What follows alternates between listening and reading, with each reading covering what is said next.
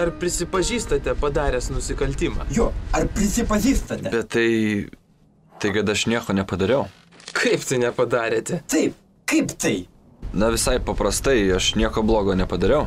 Ką veikėte Pagėgiškio kaimelyje 19:43 minutės? Jo, ką? Sėdėjau su draugais, gėriau kolą ir valgiau čipsus. Bet jūs juk suprantate, kad ne už tai čia esate? Aš nesuprantu iš visko, jūs norite iš manęs. Ne, nu rimtai, ką aš padariau? Jūs brutaliai elgėtės su gyvūnais. 5 straipsnis teigia, kad už nehumanišką elgesį su gyvūnais gresia bausmė nuo 2 iki 8 metų imtinai. 8 metai imtinai? Bet už ką aš baudžiamas? Liudininkai teigia, kad jūs 19:43 minutės, paklaida gali būti 3-4 minutės, valgėte čipsus ir gėrėte tą taip vadinamą kolą. Ir netikėtai, kaip lietus iš giedro dangaus, šaltakraujiškai užmušėte gyvą padarą. Paskiau nusivalėte kraują ir toliau lyg niekur nieko valgėte čipsus ir toliau gėrėte tą prakeiktą kolą. Šaltakraujiškai nusislostėte kraują. Bet juk tai buvo net ne gyvūnas, niekas ten buvo. Bet pripažįstate, kad tai buvo gyvas padaras? Na, iš dalies taip, bet aš nesuprantu, jūs čia rimtai? Kaltinamasis pripažįsta kaltę, valungi.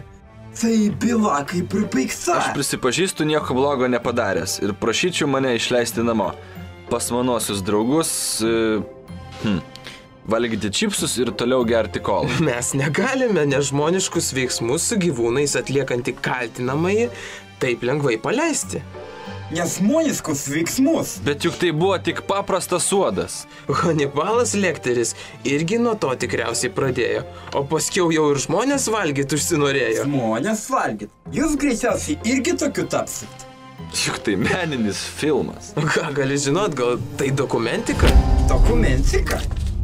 Bet jūs pats ką tik užmušėte musę, o mane dėl uodo iškvietėt. Mes esame pareigūnai ir dabar eina kalba apie tave, o ne apie mus. Be to mes turime visus įgaliojimus pasielgti savo nuožiūrą įvertindami situaciją ir net panaudoti ginklą prieš bet ką, kas kelia grėsmę.